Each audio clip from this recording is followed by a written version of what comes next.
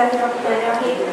Terima kasih saudara Pengerusi Majlis yang diradikan, barisan para hakim yang bijak lestari, para guru diri pencetus aspirasi, serta hadirin dan hadirat yang dirahmati Allah sekalian.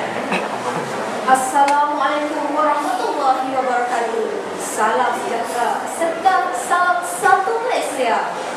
Berdirinya saya pada pagi dan indah ini adalah untuk menyampaikan pidato yang bertemakan konsep Satu Malaysia, yakni yang bertajuk konsep Satu Malaysia, tunjang perpaduan negara. Hadirin sekalian, sidang redaksi warga terpuji. Maklum bicara hari ini sungguh indah. Ayo kita telusuri dan hayati bersama agar segala persoalan yang bertandang di kita terjawab hendaknya. Pertama-tamanya biarlah saya mendefinisikan dahulu konsep Satu Malaysia. Konsep Satu Malaysia bukanlah satu wawasan atau gagasan pemikiran yang baru. Sebaliknya, konsep Satu Malaysia, rakyat didahulukan, pencapaian diutamakan, lebih merupakan satu konsep dalam bidang pentadbiran yang menyarankan pemimpin-pemimpin kerajaan menjalankan tugas dengan lebih cekap, amanah dan bertanggungjawab demi kepentingan rakyat, sekaligus mencipta suasana perpaduan dalam kalangan rakyat yang mesra. Budaya perpaduan boleh dicetuskan melalui 3 prinsip keras Satu Malaysia, iaitu prinsip penerimaan, prinsip kenegaraan dan prinsip keadilan sosial. Ketiga prinsip ini disandarkan pada 3 teras utama dalam pertumbuhan perpaduan nasional. Hadirin sekalian, prinsip pertama yang saya ketengahkan di sini adalah prinsip penerimaan. Prinsip penerimaan dalam konsep Satu Malaysia menekankan sikap penerimaan dalam kalangan masyarakat yang berbilang kaum, di mana sesuatu kaum menerima budaya satu kaum yang lain dengan seadanya agar kita dapat membentuk lapisan masyarakat yang harmonis dan bertoleransi antara satu sama lain. Prinsip ini juga membawa maksud walaupun masyarakat Malaysia ini mempunyai amalan, cara hidup dan tradisi yang berbeza, tetapi kita sebagai rakyat yang berminda positif perlulah menerima antara satu sama lain seraya membentuk gabungan yang erat.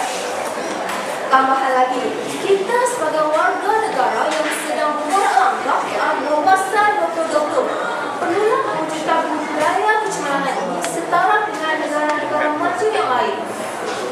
Pengenalan budaya kecemerlangan yang berkualitas tinggi ini boleh direalisasikan melalui penglibatan pelbagai kaum yang sudah tentunya dapat mewujudkan suasana tenteram dan aman dalam kalangan masyarakat yang berbilang kaum. Meniti isi pidato saya yang kedua, iaitu prinsip kenegaraan. Prinsip kenegaraan ini juga sudah tentunya dapat mewujudkan semangat nasionalisme yang tinggi dalam kalangan rakyat. Ianya juga telah diterapkan oleh pemimpin-pemimpin terdahulu, antaranya Tunku Abdul Rahman yang telah dibantu oleh Tun Tan Seng Loh dan Tun Binti Sambatan dalam usaha mendapatkan kemerdekaan dan kebebasan tanah air daripada tangan penjajah British.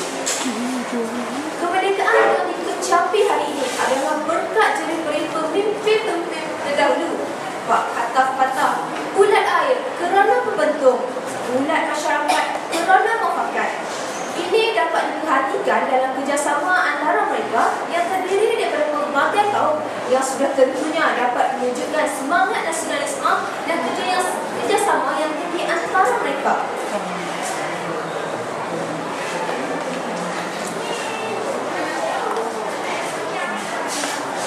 Semangat nasionalisme dalam kalangan remaja dan kanak-kanak pada era ini kian rapuh diasaskan peredaran zaman.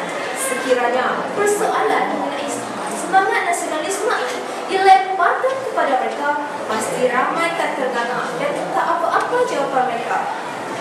Hadirin sekalian, sidang redaksi melekat ada tahap saya ketiga, iaitu prinsip keadilan sosial.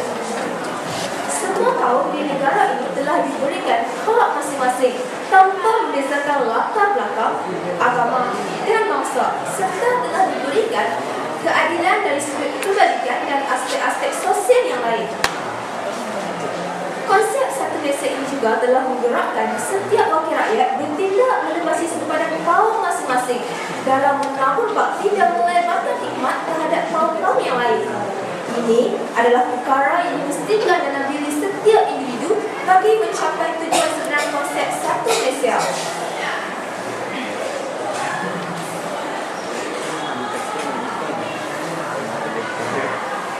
Memangnya, semangat nasionalisme dalam kalangan remaja pada era ini kian rapuh, tetapi kita haruslah bijak menanganinya. Ayo. Secara tuntasnya, ketiga-tiga prinsip yang dikemukakan dan dicetuskan sebentar tadi melalui tiga prinsip teras satu Malaysia, iaitu prinsip penerimaan, prinsip kenegaraan dan prinsip keadilan sosial, jelaslah bahawa konsep satu Malaysia telah menjadi tunjang perpaduan di Malaysia ini. Sebagai rakyat yang bermitra positif, marilah kita berganding bahu dan bekerjasama demi membentuk perpaduan yang jitu demi kesejahteraan kita bersama. Sekian, wabillahi taufik wal hidayah. Wassalamualaikum warahmatullahi wabarakatuh. Terima kasih diucapkan kepada Nurul